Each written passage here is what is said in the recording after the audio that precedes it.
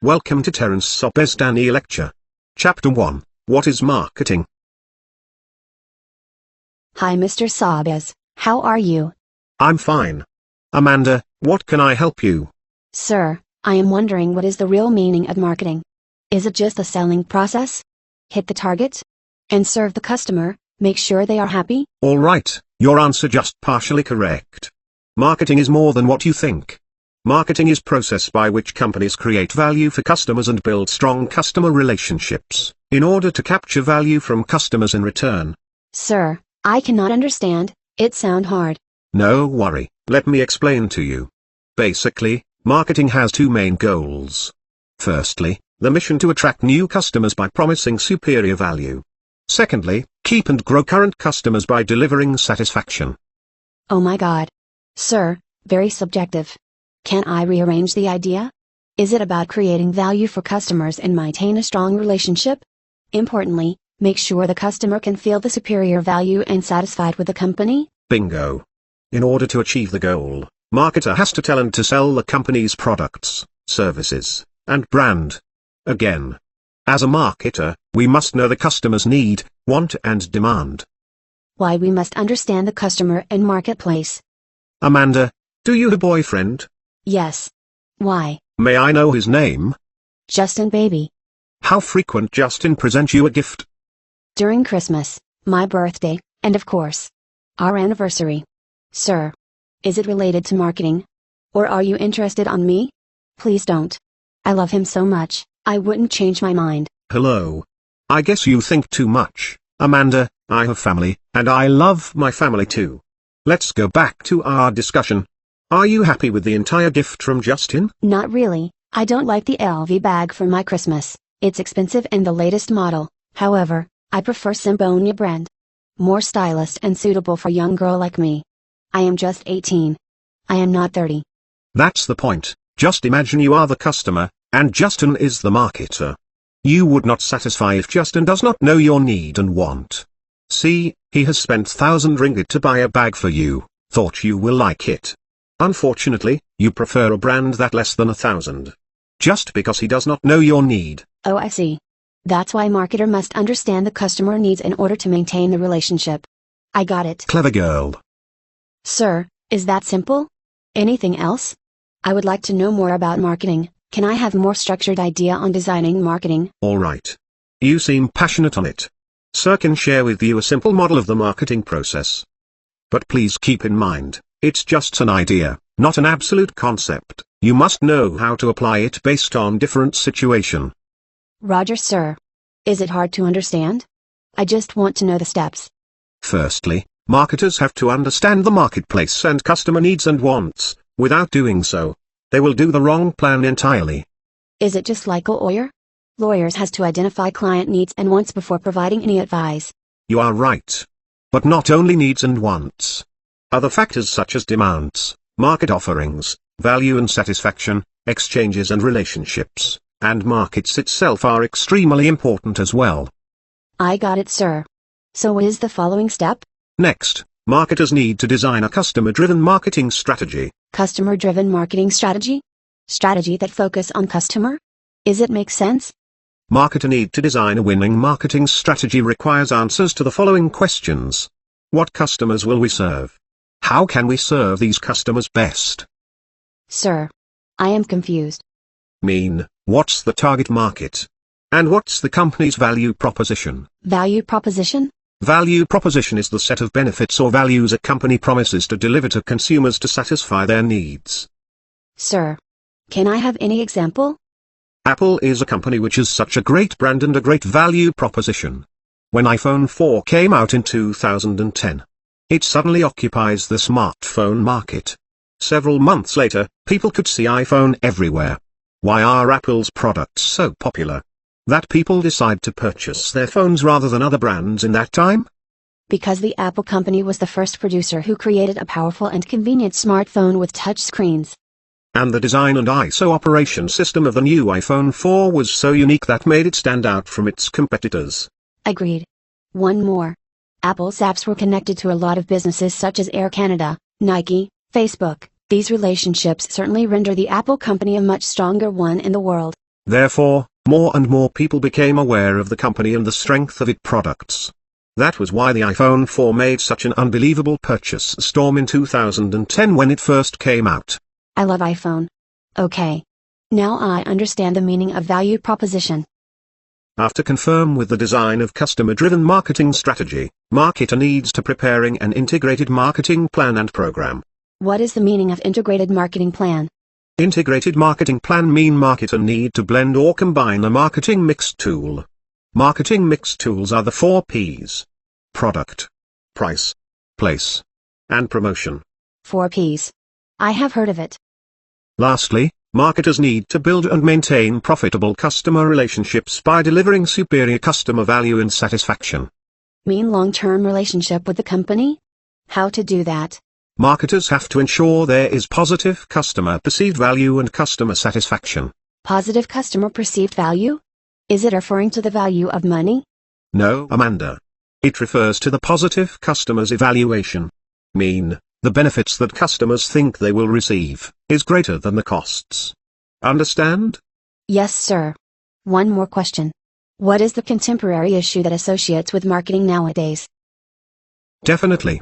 There is changing nature of relationships as compared to last time. Nowadays, company interact with customers using new technologies, such as social networking, email, websites, blogs, handphone, and video sharing. Amanda, please do more research on how the company uses technologies to interact and to shape the customer relationships with brands nowadays. Alright, sir. Any question? So far, no. Please do more self-study and research to differentiate yourself with other students. I will, sir. Thank you for your time, Mr. Sabias. See you in class. Remember to attend both lecture and tutorial class.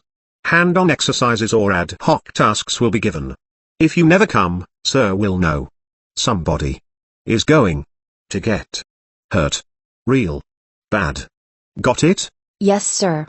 I will ensure 100% attendance on my both lecture and tutorial class. Good girl. Thank you, sir.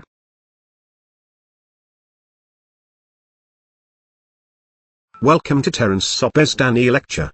Chapter 2. The Marketing Environment. Good afternoon, Mr. Sabias. How's your weekend? Hi, Amanda. I had an excellent weekend. I went back to Melika, visit my parents, met my buddies. And we had a great time. How about you? Wonderful.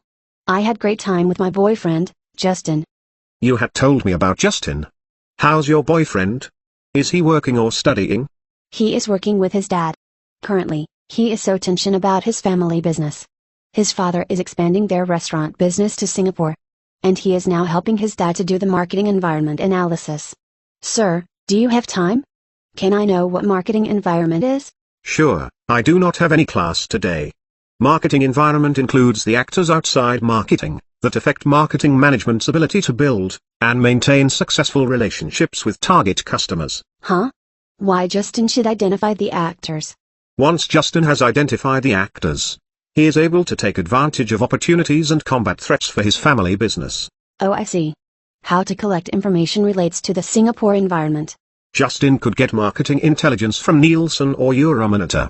Or Justin could engage in research. Sound complicated. Yes. The process requires expertise. Sir. Just now you did mention about actors. I cannot understand. In general, there are 2 classifications of marketing environment. Microenvironment and macroenvironment.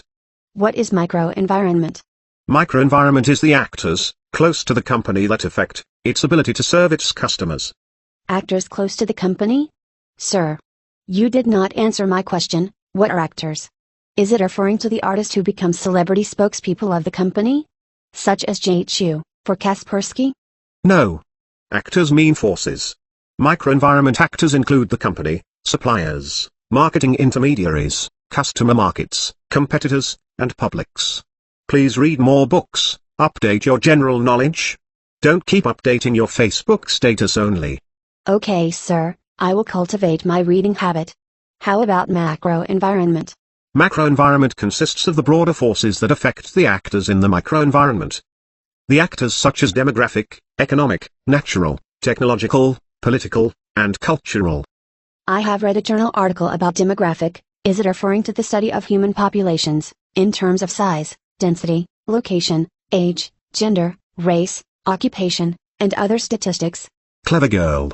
For instance, people who born from 1965 to 1976 are considered as Generation X, is the most educated generation to date, less materialistic than other groups, skeptical of marketing, and careful spenders. Is it economic refer to the factors that affect consumer purchasing power and spending patterns? Yes, you are absolutely correct.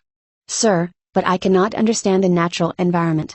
Natural environment involves natural resources that are needed as inputs by marketers, or that are affected by marketing activities. For instance, Justin may have to consider the issues, such as shortages of raw materials, increased pollution, and increased government intervention, in Singapore. Get it.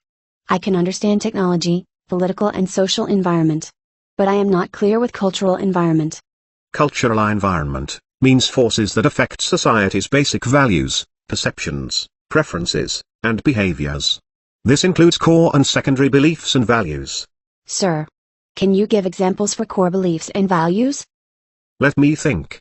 Yes, such as passed on from parents to children, reinforced by schools, churches, business, and government. Okay. Sir, is it all company must be sensitive to the marketing environment? Because the actors change from time to time. Depend. We will call a company as reactive firms, if the company is passive, simply react to changes in the marketing environment. On the other hand, we will call a company as proactive firms, if the company manages the marketing environment, via actions designed to affect the publics, and forces in the marketing environment. So, what do you think about Justin's family business style? Reactive firms or proactive firms? I am not so sure, but Justin did tell me that they are currently hiring lobbyists, running advertorials, pressing lawsuits, filing complaints with regulators, forming agreements to control distribution channels in Singapore. If there is the case, Justin's family business is considered as proactive firms. Oh, I see. Thank you, sir. I have learned a lot from you in this afternoon. Any question? So far, no. Remember to attend both lecture and tutorial class. Hand-on exercises or ad hoc tasks will be given. If you never come, sir will know. Somebody is going to get hurt. Real bad. Got it? Yes, sir. I will ensure 100% attendance on my both lecture and tutorial class. Good girl. Thank you, sir.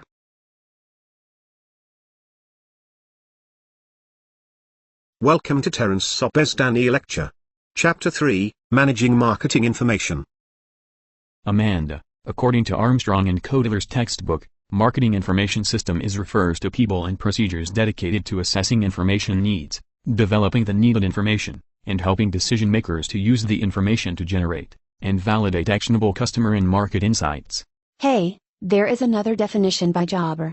A marketing information system is a continuing and interacting structure of people, equipment and procedures together, sort, analyze, evaluate, and distribute pertinent, timely and accurate information for use by marketing decision makers to improve their marketing planning, implementation, and control. If we define them carefully, both in fact are referring to the same idea. Really? Yes. Marketers start by assessing user information needs. Then they develop the needed information using internal data, marketing intelligence, and marketing research processes. Finally, they make the information available to users in the right form at the right time. Therefore, the main objective of marketing information system is to let marketers to make the right decision based on the available information. Exactly. In this competitive marketplace, many companies are now restructuring their marketing research and information functions. They are creating customer insights teams. Customer insights groups will collect customer and market information from a wide variety of sources, ranging from traditional marketing research studies, to mingling with and observing consumers to monitoring consumer online conversations about the company and its products. Then they will use this information to develop important customer insights, from which the company can create more value for its customers. Agreed. Marketers start by assessing user information needs. Then they develop the needed information using internal data, marketing intelligence, and marketing research processes. Finally, they make the information available to users in the right form at the right time. I can understand internal databases, which refers to the electronic collections of consumer and market information obtained from data sources within the company network, such as customer characteristics, sales transactions, website visits, the records of customer satisfaction or service problems, the detailed records of sales, costs, cash flows, the reports on production, shipments, inventories, reseller reactions and competitor activities, and marketing channel partners provide data on point-of-sale transactions. However, I am not clear about marketing intelligence. What is marketing intelligence? Marketing intelligence includes the procedures and data sources used to obtain information from the business environment for decision making. This information can be external or internal. This data usually pertains to various political, economical, technological and socio-cultural elements. It also can include information on customer demographics and competitors. Small company managers usually collect marketing intelligence data either by themselves, or through various research or government agencies. John, please Wikipedia it for more information. All right. I remember in this morning lecture, in addition to marketing intelligence information about general consumer, competitor, and marketplace happenings, Sir had mentioned marketers often need formal studies that provide customer and market insights for specific marketing situations and decisions. You are right. Because firms cannot simply purchase data collected by outside firms to aid in their decision making. They have to conduct their own marketing research. Do you have any idea to start a marketing research? Yes, John. Firstly, marketers have to define the problem and research objectives. Next, they will develop the research plan for collecting information, followed by implementing the research plan, such as collecting and analyzing the data. Lastly, marketers will interpret and report the findings. As far as I know, there are two types of data, primary and secondary. Primary data is a type of information that is obtained directly from first-hand sources by means of surveys, observation or experimentation. It is data that has not been previously published, and is derived from a new or original research study and collected at the source such as in marketing. On the other hand, secondary data is information that already exists somewhere, having been collected for another purpose. Secondary data can usually be obtained more quickly, and at a lower cost than primary data. Also, secondary sources can sometimes provide data an individual company cannot collect on its own, such as the information that either is not directly available, or would be too expensive to collect. Researchers usually start by gathering secondary data. The company's internal database provides a good starting point. However, the company can also tap into a wide assortment of external information sources. Wow. You are so knowledgeable. Where did you get all this information? As what you said. Wikipedia. Since last year, I started spending my time on searching useful information instead of Facebook. I do not want to become a busybody person anymore. You are right. Sir had advised me not to Facebook so frequently as well. I also started to spend my time wisely since last week. Look. I have found out there are many different ways of research, such as observational research, ethnographic research, survey research, experimental research, online marketing research and so on. Each of them will serve different kind of purpose, as well as pros and cons.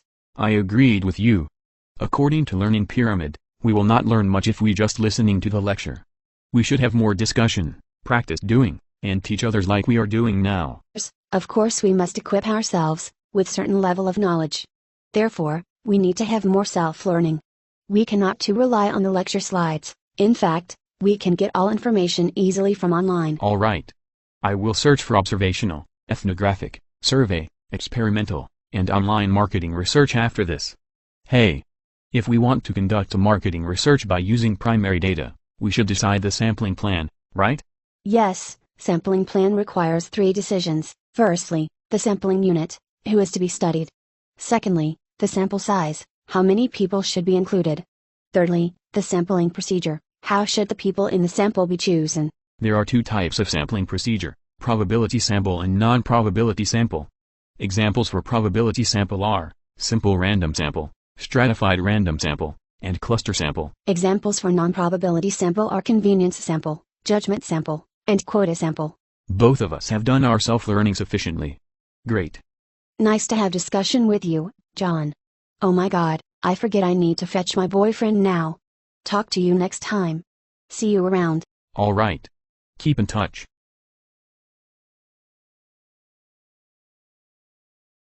Welcome to Terence Sobesdani Lecture. Chapter 4, Consumer Behavior. Good morning, sir. Hi, sir. Hi, John. Amanda. What can I help you? Sir, consumer buying behavior refers to the buying behavior of individuals and households who buy goods and services for personal consumption, right? But both of us do not really understand the model of buyer behavior. And also the factors influencing consumer behavior. Sir, are they referring to the same thing? The model looks complicated. No worry. So we'll explain to you guys slowly. The one that Amanda shows is called black box model. The black box model is related to the black box theory of behaviorism, where the focus is not set on the processes inside a consumer, but the relation between the stimuli and the response of the consumer. For instance, the marketing stimuli are planned and processed by the companies, whereas the environmental stimulus are given by social factors, based on the economical, political and cultural circumstances of a society. The buyer's black box contains the buyer characteristics, such as attitudes, motivation, perceptions, personality, lifestyle, and knowledge. On the other hand, the decision process includes problem recognition, information search, alternative evaluation, purchase decision, and post-purchase behavior. The black box model considers the buyer's response as a result of a conscious, rational decision process, in which it is assumed that the buyer has recognized the problem. However, in reality, many decisions are not made in awareness of a determined problem by the consumer. Sir, I get what you mean. The model of buyer behavior, which is the black box model, is explaining the relation between the stimuli and the response of the consumer that affect consumer behavior, which is not focused on the processes inside the consumer. Besides this, consumer behavior is also influenced by internal conditions such as demographics, psychographics, personality, motivation, knowledge, attitudes, beliefs, and feelings. Psychological factors include an individual's motivation, perception, attitude, and belief, while personal factors include income level, personality, age, occupation and lifestyle. Amanda, you forget to include external conditions, such as culture, subculture, locality, royalty, ethnicity, family, social class, and reference groups. Now I am clear. Sir. So the 5 process of buyer decision is part of the black box model? Am I right? Bingo, John. It is called buyer black box. We can measure the whats, wheres, and whens of consumer buying behavior. But it's very difficult to see inside the consumer's head and figure out the whys of buying behavior. That's why it's called the black box. Marketers spend a lot of time and dollars trying to figure out what makes customers tick. Sir, if we look at the 5 process of buyer decision carefully, which start from need recognition, followed by information search and evaluation of alternatives, and end with post-purchase behavior. Does this mean the buying process starts long before the actual purchase? And continues long after the actual purchase? You are right. As a marketer, we must focus on the entire buying process, not just the purchase decision. That's the reason why we must study the first 3 process prior to purchase decision, and the process after the purchase decision, such as post-purchase behavior. Whether the consumer is satisfied with the performance of products or services. For instance, if the perceived performance is lower than the expectation, consumer will feel disappointed. On the other side, if the perceived performance is meet, or above the expectation, consumer will be satisfied and delight with the company. Sir. Can need recognition be triggered by external stimuli? Such as the marketing stimuli in the black box model, product, price, place and promotion. For instance, advertising can be very helpful in stimulating need recognition. Sir, let me show you an advertising. Space. There's only so much. And when you run out, that's it. Or is it?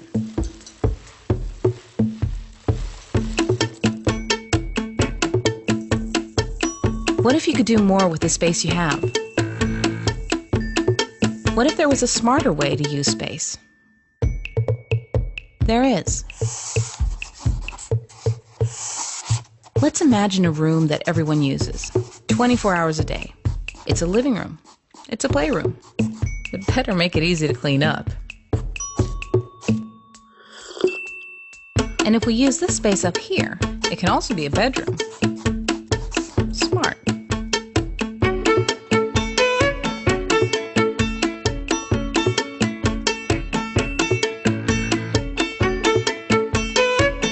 Stackable stools, drawers on wheels, a bed up in the air. Small ideas can transform a small space into a generous space that works for everyone. It's about maximizing space, being a little creative with how you use it. So what if we get a little creative with a space like this? Does a living room really need a sofa? What if we tried something different?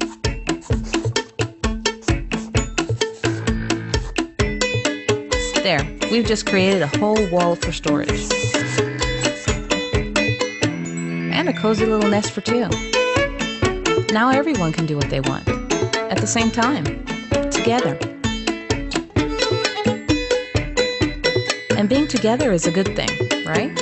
So let's try something completely different. Here are 6 friends, and this is where they live. Together. Why not? With some bunk beds, curtains for privacy, and a big communal table to gather around. It can work.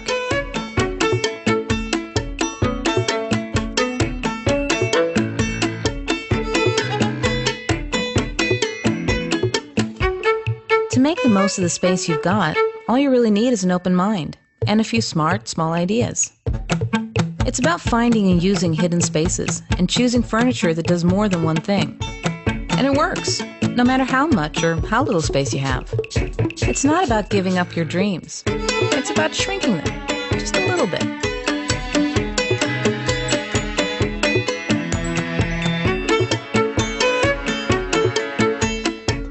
It's about making space do more.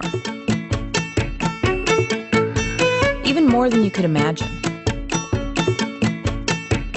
And it's not about waiting. It's about doing it today. A dream home doesn't need to be big, just smart. And it's kind of funny when you think about it. The space you've been looking for, it's been right there, all along. Since most of the people nowadays live in condominium, I strongly urban people need more idea for their small space house.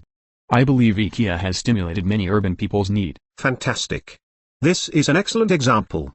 You see, the design of the advertising concept is very important. It will definitely stimulate consumers' need. Sir, besides need recognition, I believe marketers have to play the roles in information search as well. Nowadays, consumers will search products, services, or brand online first, if they wish to get more information. Thus, marketers should ensure there is availability of online or offline information. Companies should have official website, Facebook fan page, online chatting, and customer service call center. I also believe companies should invest in mobile marketing, such as mobile apps. Because this is the current and future trend. Wow! Impressive. You guys can think out of the box. Good. Whatever you have mentioned will affect the stages in the adoption process. In order to encourage consumer decides to make full and regular use of the new product, marketers have to make sure they have done good job, to increase the level of awareness, interest, evaluation, and trial. That is the reason why when there is a new product launch, marketer will give free sample, free trial, demonstration, and explanation of the product aggressively. Sir, can we know what are the product characteristics that influence the rate of adoption? Sure, all you guys need to remember is CDCCA. CDCCA? What is CDCCA? Compatibility, divisibility, complexity, communicability, and the relative advantage. Okay, sir. Sir, we have class now. See you tomorrow in lecture. Alright. See you guys tomorrow. Thank you, Thank sir. you, sir. You are most welcome.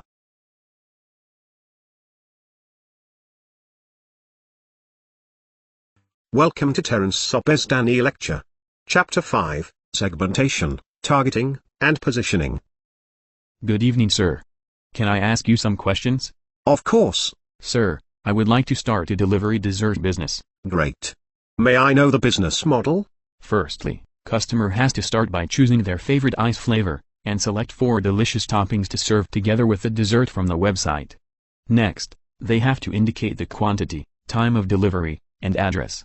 Finally, we will send the dessert to the location and time as stated. How about the payment? I plan to collect the payment when the customer receives the dessert. Great. I believe this is a good idea. But, may I know your target market? Target market? Sir, what is target market? A target market is a group of customers towards which a business has decided to aim its marketing efforts and ultimately its merchandise. A well-defined target market is the first element to a marketing strategy. The marketing mix variables of product, place, promotion and price are the four elements of a marketing mix strategy that determine the success of a product in the marketplace.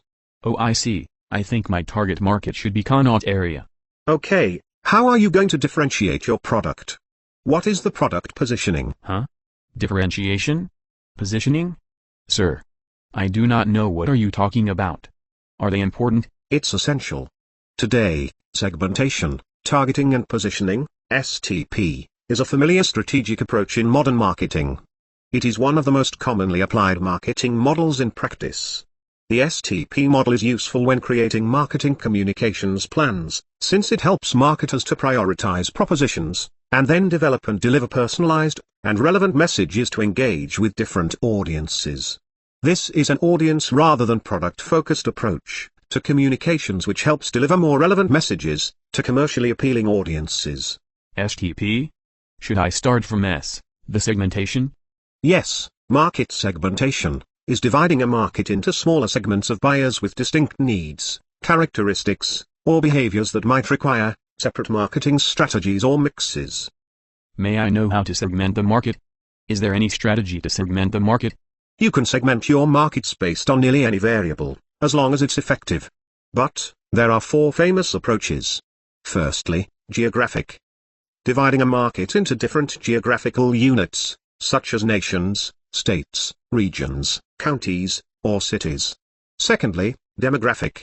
Breakdown by any combination, age, gender, income, education, ethnicity, marital status, education, household, or business, size, length of residence, type of residence, or even profession, occupation. Thirdly, psychographic. Dividing a market into different segments based on social class, lifestyle, or personality characteristics. Lastly, behavioral. Refers to the nature of the purchase, brand loyalty, usage level, benefits sought, distribution channels used, reaction to marketing factors. Oh, I see. So, the main purpose of market segmentation is to ensure the marketing messages will be designed for each segment, to emphasize relevant benefits and features, required rather than one-size-fits-all for all customer types. Therefore, this approach is more efficient, delivering the right mix to the same group of people, rather than a scattergun approach. Exactly. Once you have done the market segmentation for your dessert business, the next step is to do the market targeting. There are few things you need to look at. Segment size and growth.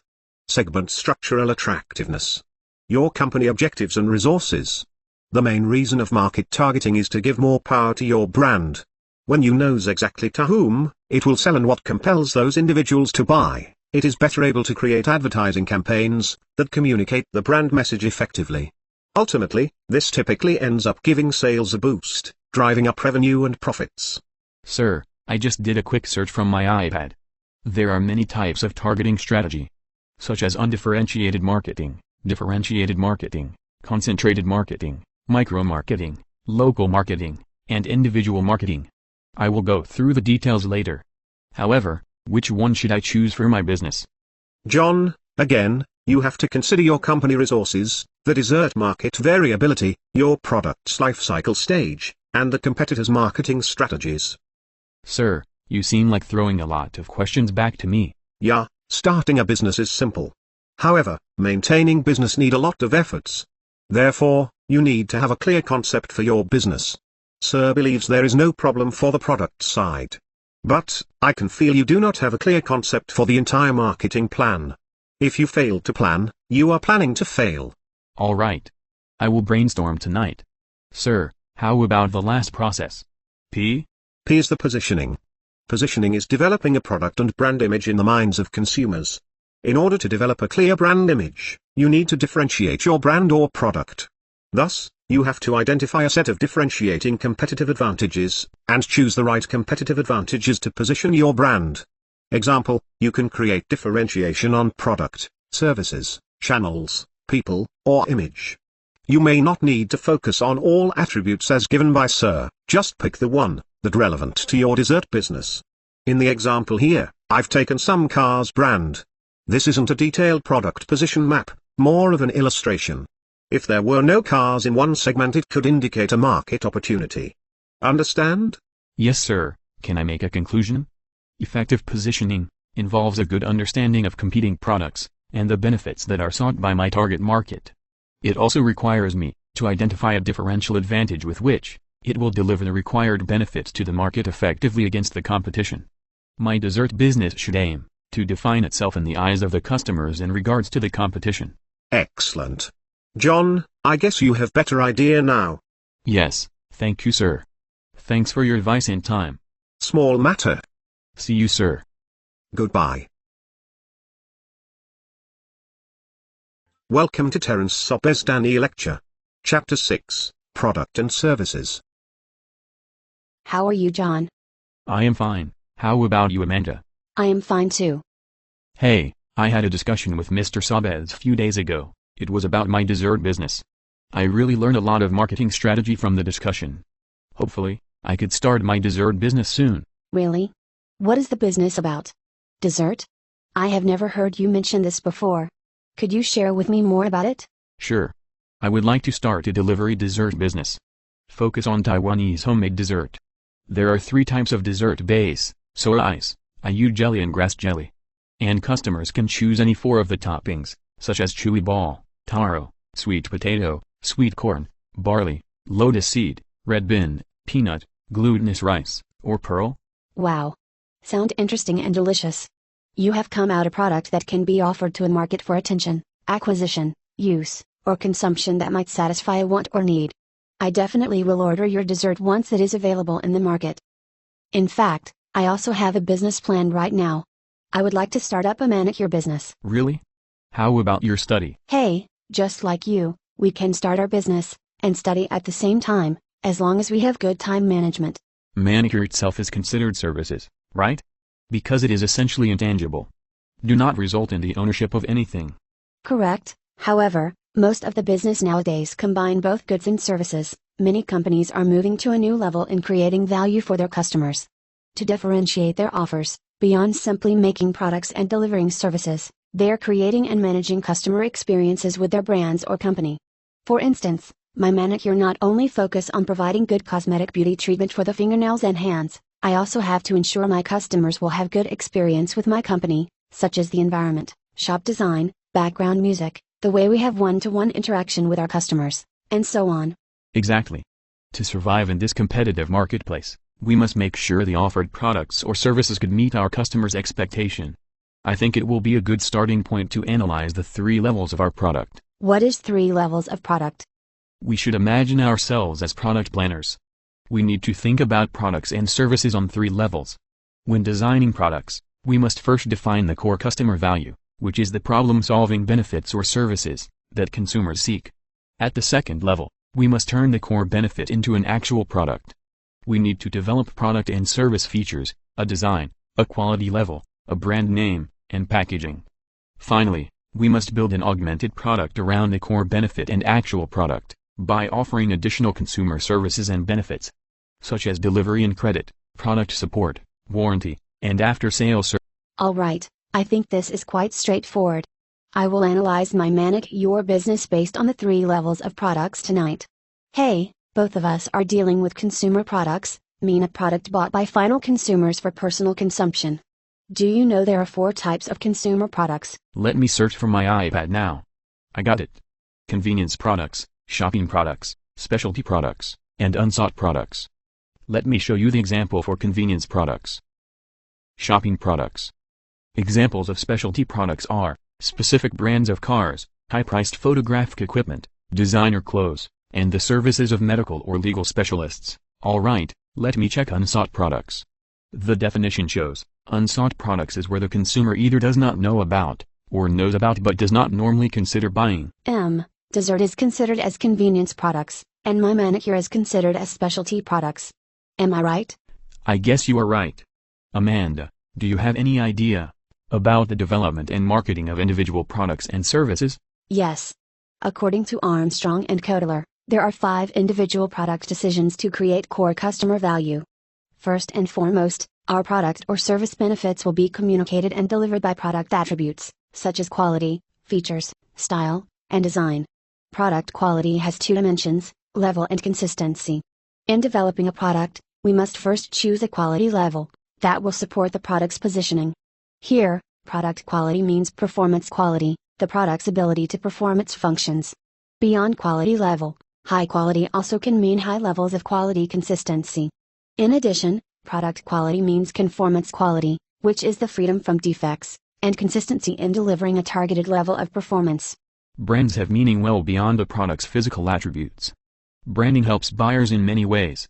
Brand names help consumers identify products that might benefit them.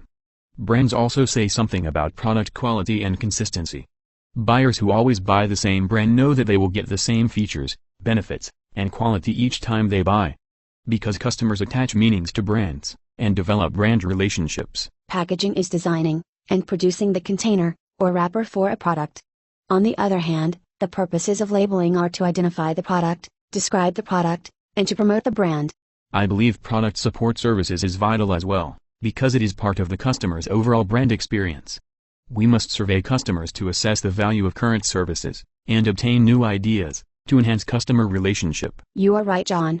Marketing is about maintaining profitable customer relationship. Therefore, we must look into the whole process. Hey, have you considered the product line of your dessert? What is product line? Product line is a group of products that are closely related, because they function in a similar manner, are sold to the same customer groups, are marketed through the same types of outlets, or fall within given price ranges. For instance, there are different kinds of Taiwanese dessert, such as Taiwanese snow ice, taro ball dessert, herbal jelly, tofu pudding and so on. Once you have a set of all product lines and items on your menu, you can call it as product mix. Thanks for your information. I would like to focus on my core product. Will come out more recipes in the future. Let's talk about your manicure business. Although services are products in a general sense, they have special characteristics and marketing needs. The biggest differences come from the fact that services are essentially intangible, and that they are created through direct interactions with customers, such as intangibility, variability, inseparability, and perishability. I believe you may face a lot of challenges in managing this kind of business. You are right, John. I have done some planning to manage service quality and productivity. I will set a standard operating procedure for the manicure process. I would like to ensure there is high standard and consistency of my service provider. I will provide monthly training to all of my staff, to ensure they are equipped with the most updated knowledge. If possible, I will use technology to do the cosmetic beauty treatment for the fingernails and hands. Last but not least, I will empower my staffs to perform service recovery in case of a mistake. Good. Where do you get all these ideas? Besides Google, I also get advice from Mr. Sabez, and my boyfriend Justin. Just now you did mention about branding. May I know what are the major decisions for brand strategy?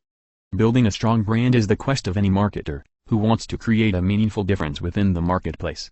This, however, is not an easy task, as it requires strategic thinking, and understanding of the dynamics of a competitive market environment, as well as recognizing the capabilities and limitations of the organization for which one works. Branding poses challenging decisions to the marketer. The major brand strategy decisions involve brand positioning, brand name selection, brand sponsorship, and brand development. Alright, John, I will search for more information on brand positioning, brand name selection, brand sponsorship, and brand development by myself tonight. Thanks for sharing. Amanda, I have to go now. Keep in touch. Okay, see you. Bye.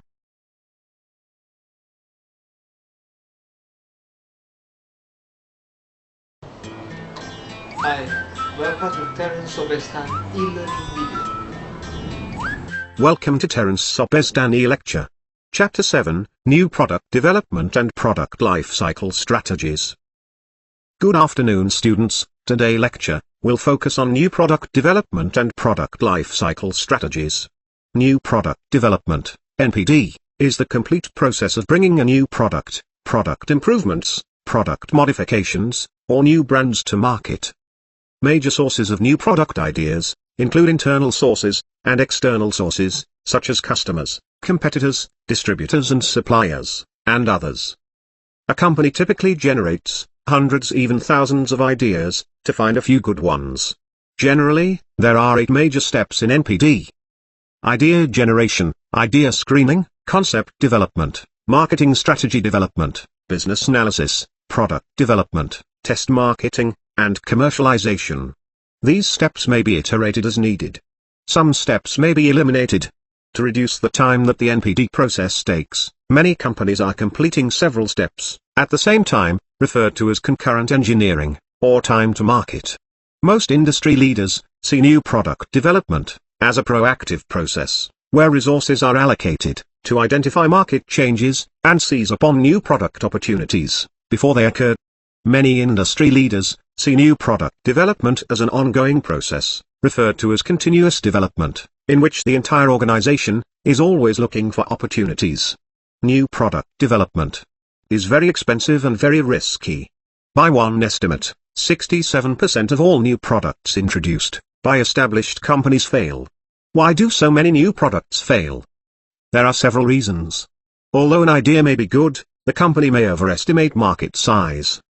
The actual product may be poorly designed, or it might be incorrectly positioned, launched at the wrong time, priced too high, or poorly advertised. A high-level executive might push a favorite idea, despite poor marketing research findings. Sometimes the costs of product development are higher than expected, and sometimes competitors fight back harder than expected. Therefore, companies must take a holistic approach to new product development. For instance, customer-centered new product development that focuses on finding new ways to solve customer problems and create more customer-satisfying experiences. Or, team-based new product development, in which various company departments work closely together, overlapping the steps in the product development process, to save time and increase effectiveness. Or, systematic new product development, a company can install an innovation management systems to collect, review, evaluate, and manage new product ideas. Students, please read the 8 major steps in new product development by yourselves. Next, so would like to discuss product life cycle. The PLC. PLC is a business analysis that attempts to identify a set of common stages in the life of commercial products. The goals of PLC are to reduce time to market, improve product quality, reduce prototyping costs, identify potential sales opportunities and revenue contributions, and reduce environmental impacts at end of life. The product life cycle has 4 very clearly defined stages, each with its own characteristics, that mean different things for business that are trying to manage the life cycle of their particular products. Introduction stage. This stage of the cycle could be the most expensive for a company launching a new product. The size of the market for the product is small, which means sales are low, although they will be increasing. On the other hand, the cost of things, like research and development, consumer testing, and the marketing needed to launch the product, can be very high, especially if it's a competitive sector. The introduction stage is probably the most important stage in the PLC. In fact, most products that fail do so. This is the stage in which the product is initially promoted. Public awareness is very important to the success of a product. If people don't know about the product, they won't go out and buy it. There are 2 different strategies you can use to introduce your product to consumers. You can use either a skimming strategy or a penetration strategy. If a skimming strategy is used, then prices are set very high initially, and then gradually lowered over time. This is a good strategy to use if there are few competitors for your product. Profits are high with this strategy, but there is also a great deal of risk. If people don't want to pay high prices, you may lose out. The second pricing strategy is a penetration strategy. In this case you set your prices very low at the beginning and then gradually increase them. This is a good strategy to use if there are a lot of competitors who control a large portion of the market. Profits are not a concern under this strategy. The most important thing is to get your product known, and worry about making money at a later time. Next, growth stage. This stage is typically characterized by a strong growth in sales and profits, and because the company can start to benefit from economies of scale in production, the profit margins, as well as the overall amount of profit, will increase. This makes it possible for businesses to invest more money in the promotional activity to maximize the potential of this growth stage. If you are lucky enough to get your product out of the introduction stage, you then enter this stage. The growth stage is where your product starts to grow.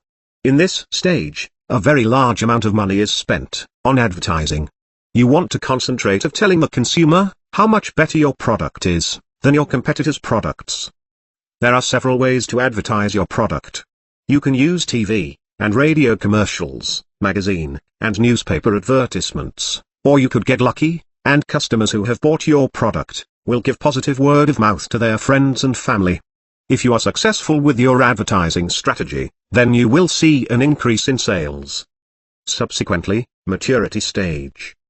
During this stage, the product is established, and the aim for the manufacturer is now to maintain the market share they have built up. This is probably the most competitive time, for most products, and businesses need to invest wisely in any marketing they undertake.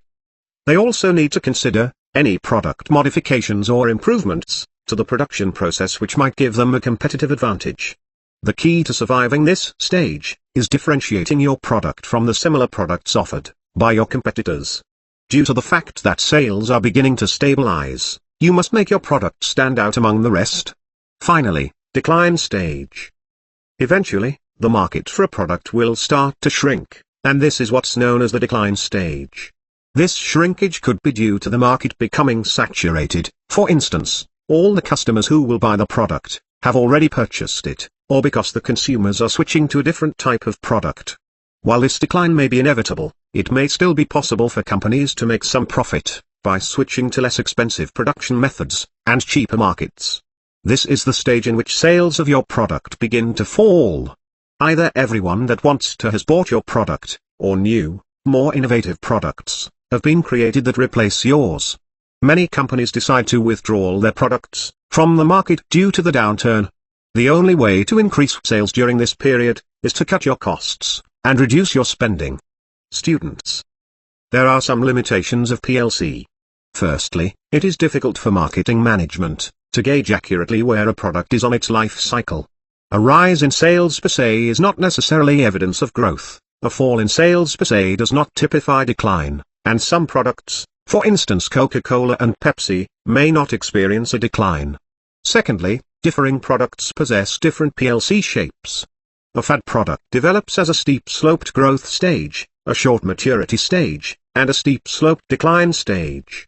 Products such as Coca-Cola and Pepsi experience growth, but also a constant level of sales over a number of decades.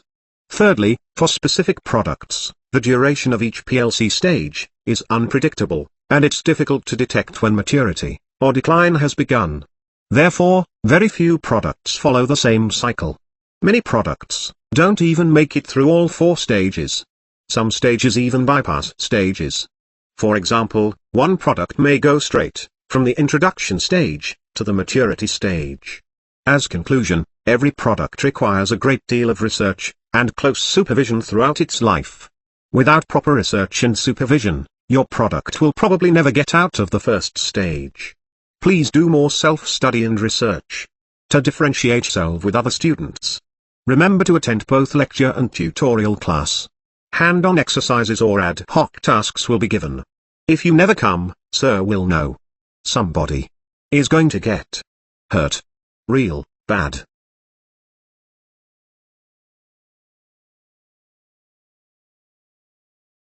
Welcome to Terence Sobestani Lecture. Chapter 8, Pricing Considerations and Strategies. Good afternoon, sir. Can we make an appointment for tomorrow? At 2 p.m.? Amanda and I would like to seek for your advice about the pricing strategy for our business. Should be fine, John. However, can you guys do some pre-study or research before coming to my office? Sure. But we do not know how to start the research. Perhaps, sir can give some ideas? In general, there are 4 areas that you need to know about pricing. Firstly, the approach that you are going to use for your pricing, such as customer value-based, cost-based, or competition-based. Secondly, 2 strategies for new product pricing: market skimming and market penetration pricing. Thirdly, 5 types of product mix pricing, and lastly, 7 strategies for price adjustment. You may not need to apply all the pricing methods for your business now. But, it is good if you are equipped with all the strategies, then you can apply in the future to gain competitive advantage. Thank you, sir. Amanda and I will do the pre-study and research tonight. See you tomorrow. Alright. See you tomorrow at 2 p.m. Hi, sir. Hi, John. Amanda. Sir, we have done some research on the 4 areas of pricing as mentioned by sir yesterday. Great. Let's exchange views later. In general, price is the amount of money charged for a product or service, and the sum of the values that customers exchange for the benefits of having or using the product or service.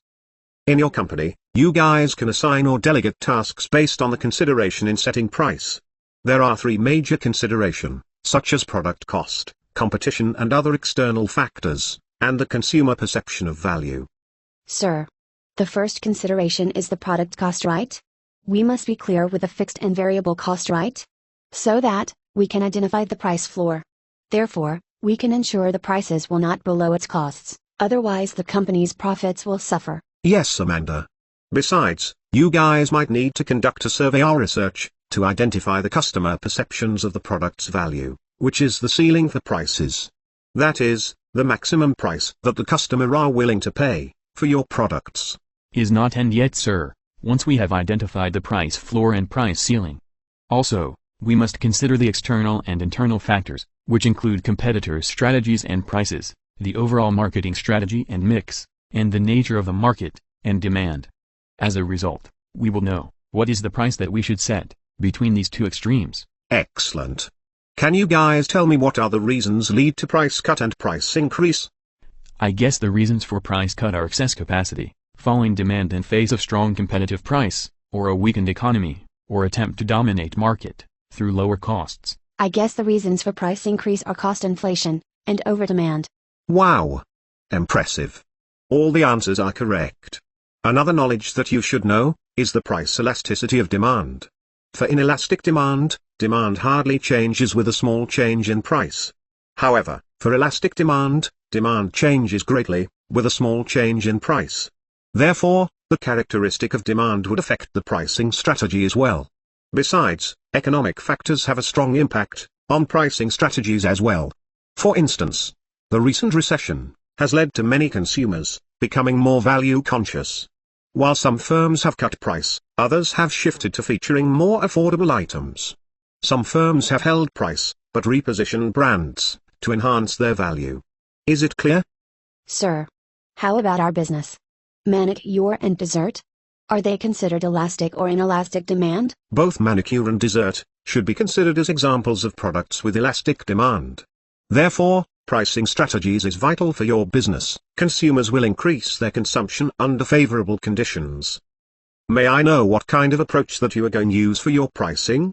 I'm not sure yet. I have sought for Justin advice. He told me most of the companies are using cost-based pricing, because this is the easiest way. We just need to set our prices based on the costs for producing and distributing, both variable and fixed cost, and sell the product, plus a fair rate of return for effort and risk. However, a lot of online articles encourage service industry to opt for customer value-based pricing, which set the price based on buyers' perceptions of value, such as good value pricing, or value-added pricing. This is because the approach is most successful when products are sold based on emotions, fashion, such as my manicure, in niche markets. There are quite a number of Taiwanese desserts in the market. Thus, I might use competition-based pricing. I will set the price based on competitors' strategies, prices, costs, and market offerings. Because I do not want my brand to face any competitive disadvantage due to its price. Furthermore, people often find out the going rate of similar products before the purchase. Amanda, I think you should focus on customer value-based pricing, because your business is focusing on providing outstanding service and the experience. Rather than cutting prices to match competitors, you should attach value-added features and services to differentiate your offers and thus support with higher prices. This will turn to your business value-added proposition. John, I guess you are in right track. The good side is, when your competitors increase their price, you can follow their price by providing greater value. However, what happens if your competitors reduce the price? Are you going to join their price war game? How are you going to respond to competitor price changes? Here, sir would like to give you some guidance. The figure shows the ways your company might assess and respond to a competitor's price cut. First, it could reduce its price to match the competitor's price. Alternatively, your company might maintain its price, but raise the perceived value of its offer. Or, you might improve quality and increase price, moving your brand into a higher price value position. Finally, you might launch a low price brand, called fighter brand. The idea is to add a lower price item to the line, or by creating a separate lower price brand. Thank you, sir. Sir, both of us are quite confusing with the new product pricing strategies, which are market skimming pricing and market penetration pricing. Since we already decide the approach to be used, such as customer value and competition-based pricing, why shall we consider new product pricing strategies? Good question. The approach is considered as the core strategy of your company, the DNA of your company pricing. However, new product pricing strategies is referred to a specific new product strategy. It's about your decision in between market share, or company profitable sales. If you choose market penetration pricing, mean you will set a low price for that new product, to attract a large number of buyers, and a large market share. However, the profit per item sold will be very low. On the other hand, if you decide to use market skimming pricing, mean you are going to set a high price for a new product, to skim maximum revenues, layer by layer from the segments that willing to pay the high price. Thus, your profit per item sold will be very high. But, you may face the problem of lower quantity sold out. Oh, I see. We can understand now. That is, we can use a temporary market penetration pricing on the new products to stimulate or to build the market share, even if our main approach is customer value or competition-based pricing. Bingo. Sir, we only managed to figure out 4 types of product mix pricing, which are product line pricing, optional product pricing, byproduct pricing, and product bundle pricing. Which one do we left out? Captive product pricing. Captive pricing? What is that? Captive product pricing is setting a price for products that must be used along with the main product. Examples of captive products are razor blade cartridges, video games, and printer cartridges. Producers of the main products, such as razors, video game consoles, and printers, often price them low and set high markups on the captive products. But, I believe this pricing is not relevant to dessert and manicure business. Am I right? I don't think desserts business can offer captive product. How about you, Amanda? Nope. Sir, about the 7 strategies for price adjustment, such as discount, allowances, segment pricing, psychological pricing, promotional pricing, geographical pricing, and dynamic pricing. Can you give more examples for segment pricing, psychological pricing, and dynamic pricing on our business? Sure. For segment pricing, you are going to sell the same product or service at 2 or more prices, where the difference in prices is not based on differences in costs, but can be based on customer segment, product form, location-based, or time-based. Sir believes both of you can try customer segment. You can give extra 5% or 10% discount for those customers who have member card. You guys also can use time-based pricing. John, you can set daily promotion time from 9 p.m. to 10 p.m. Amanda, you may set special 3% discount from Monday to Thursday. For psychological pricing, your retail prices are often expressed as odd prices, a little less than a round number, such as 49 ringgit 90 cent or 2 ringgit 80 cent. Consumers tend to perceive odd prices as being significantly lower than they actually are, tending to round to the next lowest monetary unit. For dynamic pricing, I don't think is applicable for your business. You have to do price adjustment for specific items, on a day-by-day, or even hour-by-hour basis. You guys have to monitor inventories, costs, and demand, at any given moment, and adjust prices instantly. Existing examples are AirAsia and Expedia. Thank you, sir. You really gave us a lot of input today. You are such a great advisor. My pleasure. Alright, I have an urgent meeting now, just get to know it from an email. See you guys tomorrow. Thank you, Thank sir. you, sir. See you See in you lecture. in lecture.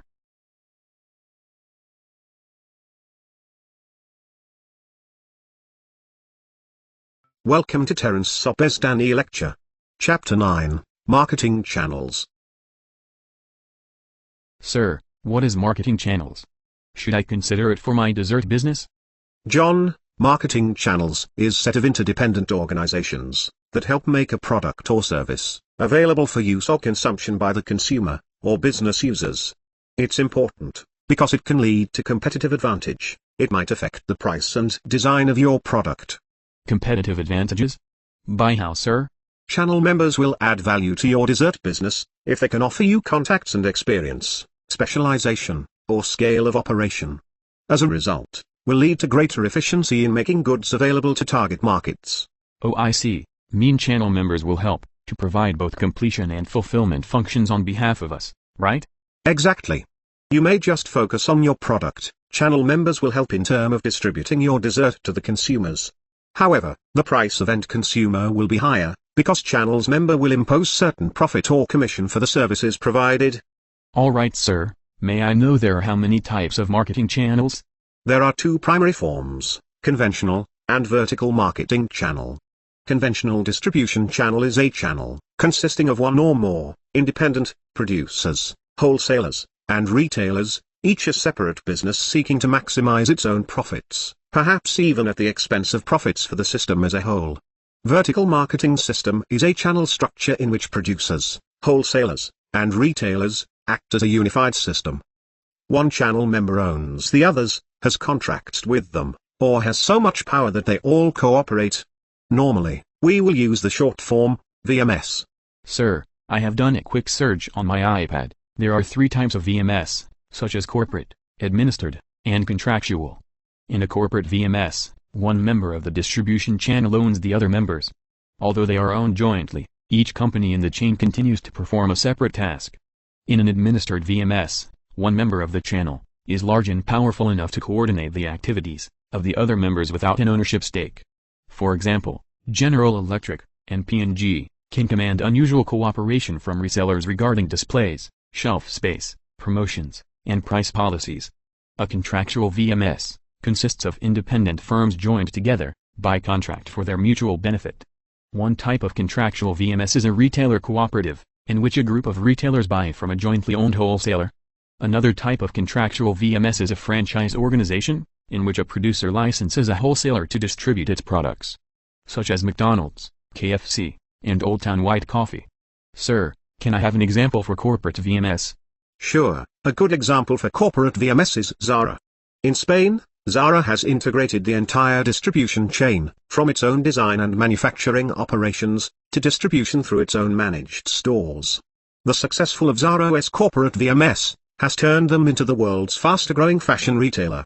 Zara's amazing success comes not just from what it sells, but from how fast its cutting-edge distribution system delivers what it sells. Zara can take a new fashion concept through design, manufacturing, and store shelf placement in as little as 2 weeks. Whereas competitors such as Gap, H&M, often take 6 months or more. Sound interesting. Sir, for my dessert business, can I use vertical marketing channel? VMS can hold both advantages and disadvantages for small businesses. The main advantage of VMS is that your company can control all of the elements of producing and selling a product. In this way, you are able to see the whole picture, anticipate problems, make changes as they become necessary, and thus increase your efficiency. However, being involved in all stages of distribution can make it difficult for a small business like you to keep track of what is happening. In addition, the arrangement can fail if the personalities managing of the different areas do not fit together well. So recommended starting out by developing close relationships with suppliers and distributors. What suppliers or distributors would you buy if you had the money? These are the ones to work with and form a strong relationship. Again, vertical marketing should not be confused with horizontal marketing, in which members at the same level, in a channel of distribution, band together in strategic alliances, or joint ventures to exploit a new marketing opportunity. Alright, sir. Another question. Should I go for intensive, exclusive, or selective distribution? May I know the price range of your dessert? Range from 6 to 10 ringgit. Your business should be go for intensive distribution. Because your dessert is not considered as luxury dessert, such as Thurl and Thomas, they may for exclusive distribution. John, however, sir believes you have to focus more on the marketing logistic, instead of marketing intermediaries. You should have a complete concept in planning, delivering, and controlling the flow of your dessert, marketing materials and information, to a market as necessary to meet customer demands, while still making a satisfactory profit. Marketing logistics involves entire supply chain management, managing upstream and downstream value-added flows of materials, final goods, and related information among suppliers, the company, resellers, and final consumers. Your business is about delivery, right?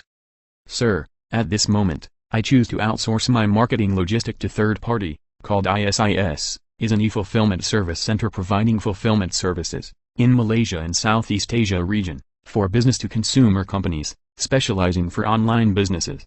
The company is located at Puchong area. That's great. At least you do not need to worry about the logistic part. Yeah, this is what I want. There are too many things to plan for a simple business. Sir, my company is considered as retailing or wholesaling? If all activities involved in selling directly to final consumers, for their personal and non-business use, then is retailing. Types of retailers are specialty stores, department stores, supermarkets, convenience store, superstore, category killer, service retailer, discount stores, and off-price retailers. However, if all activities involved in selling to those buying, for resale or business use, then is wholesaling.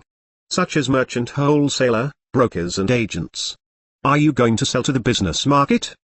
Yes, I am thinking to target on those people who work inside the company, such as auditors, administrative, doctors, bankers, lawyer and so on. John, all the mentioned target markets are considered consumer market. They are the end consumer. They are not going to resell your dessert to another party for profit purpose. Therefore, I think your business is retailing. Unless you are going to supply your desserts to hotel or restaurants. Clear? Yes, sir. Is it the marketing decision of retailer, similar as what we have learned before? Is the same. You need to understand the customer insight, to do market segmentation, targeting, positioning, and plan for pricing strategy as well. All right. May I know what is the retail trends and development? Good question. There are many examples, such as new retail forms, shortening retail life cycles, rise of mega-retailers, growth of direct and online retailing, growing importance of retail technology, green retailing, and global expansion of major retailers. Sir, I think is enough for today. Thank you, sir. Thanks for your time. Don't mention. See you in lecture.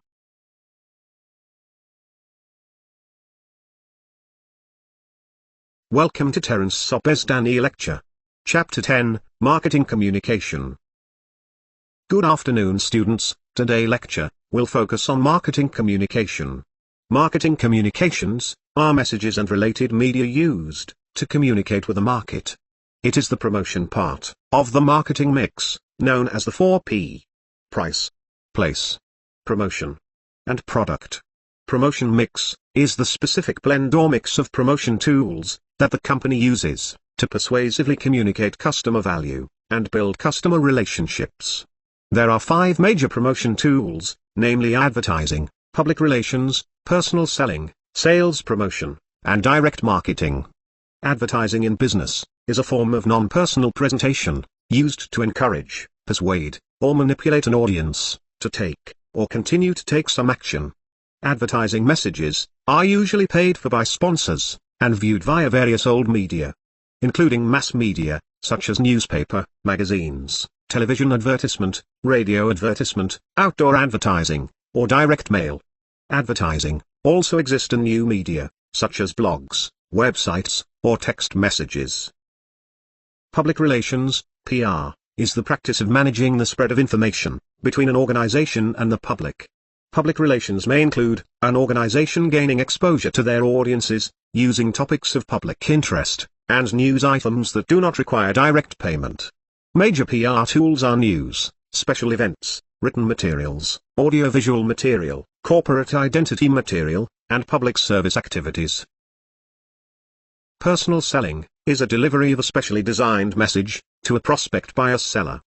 Usually, in the form of face-to-face communication, personal correspondence, or a personal telephone conversation. Unlike advertising, a personal sales message can be more specifically targeted to individual prospects, and easily altered if the desired behavior does not occur. Sales promotion is a short-term incentive to encourage the purchase or sale of a product or service. Examples include contests, coupons, freebies, loss leaders, point-of-purchase displays, premiums, prizes, product samples, rebates, and event marketing. Direct marketing emphasizes on direct connections with carefully targeted individual consumers to both obtain an immediate response and cultivate lasting customer relationships. Examples such as online marketing, face-to-face marketing, direct mail marketing, catalog marketing, telemarketing, direct response television marketing, and kiosk marketing. The level of credibility and marketing control varies with each type of communication tool. Credibility refers to the objective and subjective components of the believability of a source or message. On the other hand, marketing control is a set of practices and procedures employed by firms to monitor and regulate their marketing activities in achieving their marketing objectives. Marketers have the least control over word-of-mouth, consumer-to-consumer messages, but this form has very high credibility. Direct marketing offers greater control of the message, but has low credibility. Therefore, marketers have to use multiple promotion tools to ensure the effectiveness and efficiency of marketing communications. Integrated marketing communications is when a company carefully integrates and coordinates the promotion tools together to deliver a clear, consistent, and compelling message about the organization and its products. Promotional strategies that used to get your product or service to market can be roughly divided into two separate camps, which are push strategy and pull strategy. A push promotional strategy involves taking the product directly to the customer, via whatever means, ensuring the customer is aware of your brand at the point of purchase. That is, taking the product to the customer. For examples, trade show promotions to encourage retailer demand, direct selling to customers in showrooms or face-to-face, negotiation with retailers to stock your product, efficient supply chain, allowing retailers an efficient supply, attractive packaging design to encourage purchase, or point-of-sale displays. Is it clear? Let's explain more. The term push strategy describes the work a manufacturer of a product needs to perform to get the product to the customer.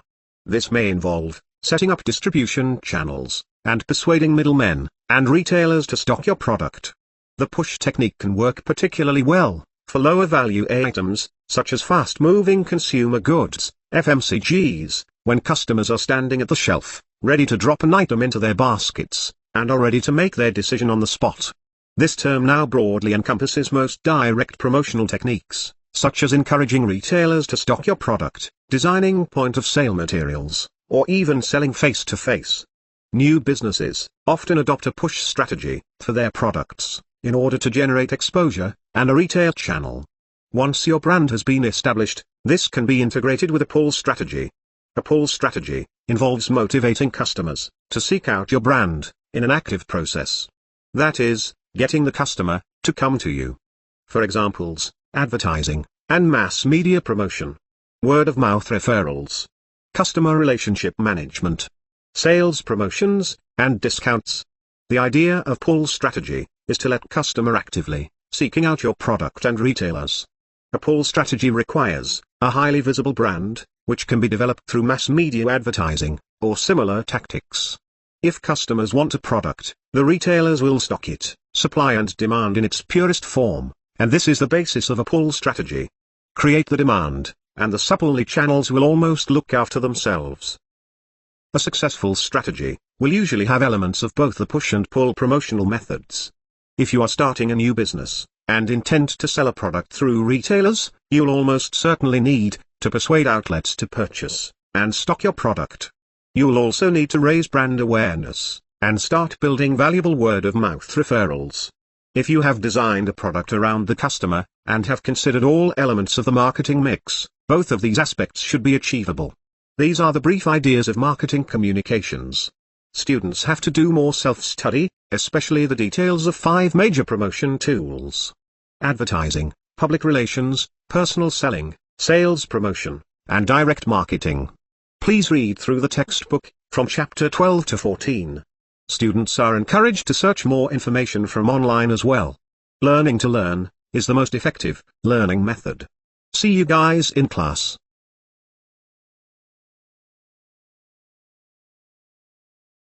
Welcome to Terence Sobestani Lecture.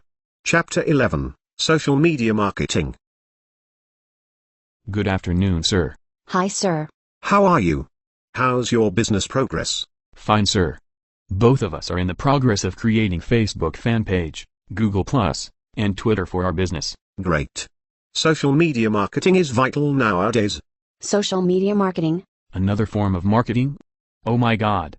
No worry, examples of social media marketing is Facebook fan page, Google+, and Twitter. Is what you are doing now. Don't be so tension. I believe in social media marketing, because it is available to users 24 hours a day, 7 days a week. Also, I like the culture of participation, which allow, no boundary of the interaction, with other people and companies, open access to venues, that allow users to share content. Agreed. This is called online community. Where groups of people who come together, for a specific purpose, who are guided by community policies, and who are supported by internet access, that enables virtual communication. Therefore, I may not need to own a physical store. Because the web is the platform. Besides, social media marketing allows user participation, user-generated content, and user-defined content. Once the online community have high engagement with our brand, they will deliver positive word of mouth. I remember Sir had mentioned in the previous chapter, word of mouth has the highest level of credibility. Besides these, online community will give us instant feedback, such as rating and review. And this is going to give benefits to us. Because online reviews generate increased sales, by bringing in new customers. Especially their friends, and also enhance the trust level of our brand. Furthermore, people who write reviews, tend to shop more frequently, and spend more online than others. Excellent. I have to admit youngsters are more expert in social media marketing. Because it reflects your daily life activities. Just to add on, there are 5 key components to word-of-mouth marketing, as stated by Word of Mouth Marketing Association. Such as educating people about your products and services. Identifying people most likely to share their opinions. Providing tools that make it easier to share information. Studying how, where, and when opinions are being shared, and listening and responding to supporters, detractors, and neutrals. John, do you notice, not all e-retailers offer reviews and ratings on their sites? Yes. Because they fear that dissatisfied customers will use the review feature as a venue to flame their brand. However, I think retailers can benefit from negative reviews, and should welcome them. Negative reviews give them the information they need to assess risk and weakness. Negative reviews give valuable information to the retailer on products that should be improved, augmented, or discontinued. Therefore, nowadays business must ensure high standards when it comes to product quality and service. Brands should embrace consumer options and not try to hide from them. Also, organizations should engage in word-of-mouth marketing by actively giving people reasons to talk about the brand. Brilliant. Therefore, today, we need to add the 5th P to the marketing mix. The participation. Companies should try their best to leverage social reviews and ratings. Because this belongs to participation. For instance, authenticity, accept organic word of mouth. Transparency, acknowledge opinions that were invited, incentivized, or facilitated by the brand. Advocacy, enable consumers to rate the value of opinions offered on the site. Participatory, encourage consumers to contribute posts. Reciprocity, acknowledge the value of the opinions customers offer. Infectiousness, make it easy for users to share reviews on blogs and social networking platforms. Sustainability, online opinions are influential because they live on in perpetuity. Sir, is there any classification of social media marketing? Or different types of category? So that we can have better overview of social media marketing. Good question. We are not going to differentiate in terms of classification. We will call it as the 4 zones of social media channels. 4 zones? Yes, Zone 1, social communities. Channels of social media focusing on relationships and the common activities people participate in with others who share the same interest or identification. Examples are social networking sites, your Facebook, Google+, and Twitter. Message boards, forums, and Wikipedia. Zone 2, social publishing. Sites which aid in the dissemination of content to an audience. Such as blogs, micro-sharing sites, microblogging sites, media sharing sites, social bookmarking, and news sites. Here are some prominent vehicles within different types of media for video sharing, such as YouTube, Vimeo, and Ustream. Photo sharing, Flickr, Snapfish, and Photobucket. Music and audio sharing, iTunes, Live365, and Podcast Alley. Zone 3, social entertainment. encompasses channels and vehicles that offer opportunities for play and enjoyment. For instance, social games, socially enables console games, alternate reality games, virtual worlds, and entertainment communities. Zone 4, Social Commerce, refers to the use of social media to assist in the online buying and selling of products and services, such as social network-driven sales, Facebook commerce and Twitter commerce, peer-to-peer sales platforms, eBay, Etsy, Amazon. Group buying, Groupon, Living Social. Peer recommendations, Amazon, Yelp, Just Bought. User-curated shopping, The Fancy List, Supply. Participatory commerce, Threadless, Kickstarter, Cut on Your Bias. Social shopping, Motillo, Fascism, Go Try It On. Wow. Now we have better overview of the overall social marketing. I guess we can integrate some of the social media channels, such as social publishing and social commerce, to increase the effectiveness of strategy. Exactly. However, if you want to come out a social media marketing plan, please follow the stages carefully. We know this, sir. We have read the step ourselves last week, while designing our social media marketing. First, conduct a situation analysis, and identify key opportunities. Second, state objectives. Third, gather insight into target audience. Fourth, select social media zones and vehicles. Fifth, create an experience strategy encompassing selected zones. Sixth, establish an activation plan. Lastly, manage and measure. But sir, how do we measure the actual performance of the plan? Good. You guys can measure reach, the number of people exposed to the message. Frequency, the average number of times someone is exposed. Site stickiness, the ability of a site to draw repeat visits, and to keep people on a site. Relative pull, a comparison of how well different creative executions generate a response of creative advertising. Click-throughs, the number of people exposed to an online ad, or link who actually click on it. Sales conversions, the number of people who click through, who go on to purchase the product. View-throughs, the number of people who are exposed and do not click through, but who later visit the brand's website. Sir, simply counting the quantity of interactions consumers have with our brand does not tell us much about the quality of these touchpoints.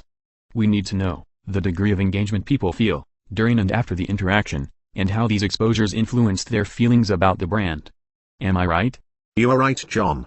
Engagement is a complex construct, made up of several individual accomplishments. The engagement food chain illustrates the hierarchy of effects we seek from our target audience, as they reach increasing levels of engagement with our brand. Figure demonstrates how we look for different outcomes, depending upon the consumer's level of engagement with the brand. Sir, I just found out another simple ways of to start measuring. The article show we can focus on, such as based on content consumption, content augmentation, content sharing, content loyalty, content conversations, and content engagement. Is it correct? Yes, Amanda, there are many ways to evaluate and measure the performance of social media marketing. It is all dependent on your company. As long as the measurement method will provide meaningful input for future improvement, should be fine. Alright, sir. Thanks for your time. Shall we go for lunch together?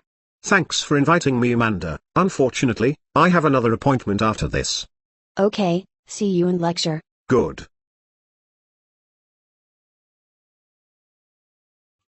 Welcome to Terence Sobestani Lecture. Chapter 12, Sustainable Marketing, Social Responsibility and Ethics. Good morning, sir. Good morning, Amanda. Why do we need to learn about social responsibility and ethics? Are there any problem with the current practice of marketing? Current practice of marketing tend to meet the current needs of both customers and the company. But that can sometimes mean compromising the future of both. Sir, why do we need to learn about social responsibility and ethics? Oh yeah, because we want to train students, become an effective leader that can identify and act on the ethical and social dimensions of business issues, make reasoned decisions when faced with a dilemma, and justify their actions to stakeholders and the public within a social context. There are many criticisms about marketing, because marketing has brought huge impact on individual consumers, such as high prices, deceptive practices, high-pressure selling, shoddy, harmful or unsafe products, planned obsolescence, and poor service to disadvantaged consumers. How about society? I personally think that marketing always create false ones and encourage materialism, such as luxury bag, sports car. Besides, marketing also overselling private goods at the expense of public goods. One more. Marketing creates cultural pollution, stemming from constant exposure to marketing messages as well. You are right, Amanda. Besides society, marketing has often been criticized for business. Critics charge that a firm's marketing practices can harm other companies, and reduce competition through acquisitions of competitors, marketing practices that create barriers to entry, and unfair competitive marketing practices. Sir, is there any solution? Amanda, that's the reason why we need to train our students, the future marketers, to identify and act on the ethical and social dimensions of business issues, make reasoned decisions when faced with a dilemma. Therefore, we should encourage sustainable marketing. Sir, what is the meaning of sustainable marketing? Sustainable marketing means meeting current needs in a way that preserves the rights and options of future generations of consumers and businesses, such as food supply sustainability, sustainable packaging, reuse and recycling, and responsible store designs. Sustainable marketing calls for more responsible actions by both business and consumers. Because some people view businesses as the cause of many economic and social ills, grassroots movements have risen from time to keep businesses in line. Two major movements are consumerism and environmentalism. I have learned consumerism before. Is it related to an organized movement of citizens and government agencies to improve the rights and power of buyers in relation to sellers? Correct, Amanda. For examples, consumers have the right to be protected against questionable products and marketing practices, to be informed about important aspects of the product and so on. Sir, how about environmentalism? Environmentalism is an organized movement of concerned citizens and government agencies to protect and improve people's living environment. For examples, environmentalism believe that marketing systems' goal should be to maximize quality of life, such as the quantity and quality of consumer goods and services, and quality of the environment. Besides, environmentalism also concern with damage to the ecosystem caused by global warming, resource depletion, toxic and solid wastes. Then, any ideas have been done to ensure environmentalism? An approach has been developed. Environmental sustainability is a management approach, involves developing strategies that both sustain the environment and produce profits for the company. The figure shows a grid that companies can use to gauge their progress toward environmental sustainability. It includes both internal and external greening activities that will pay off for the firm and environment in the short run, and beyond greening activities that will pay off in the longer term. At the most basic level, a company can practice pollution prevention. At the next level, companies can practice product stewardship, which minimizing not only pollution from production and product design, but also all environmental impacts throughout the full product life cycle. The beyond greening activities identified in figure look to the future. First, internally, companies can plan for new clean technology. To create fully sustainable strategies, they will need to develop innovative new technologies. Finally, companies can develop a sustainability vision, which shows how the company's products and services, processes, and policies must evolve, and what new technologies must be developed to get there. It's quite complicated. Anyway, I will try my best to understand the approach at home tonight. Can I make a simple conclusion about sustainability? Sustainability means driving out hidden costs, conserving natural resources, providing sustainable and affordable products, so customers can save money and live better. You are right, Amanda. Forget to tell you, there are 5 principles of sustainable marketing. Consumer-oriental marketing, customer value marketing, innovative marketing, sense of mission marketing, and societal marketing. Please get more details from your textbook or online. As conclusion, we should aim to become a sustainable company, a company that creates value for customer through socially, environmentally, and ethically responsible actions. Sustainable marketing goes beyond caring for the needs and wants of today's customers. It means having concern for tomorrow's customers, in assuring the survival and success of the business, shareholders, employees, and the broader world in which they all live. Sustainable marketing provides the context in which companies can build profitable customer relationships by creating value for customers, in order to capture value from customers in return, now and in the future. Okay, sir. We have learned a lot from you in this semester. Hopefully you will teach us again in the following semester. My pleasure. Study hard, and all the best for your future. Thank you, sir.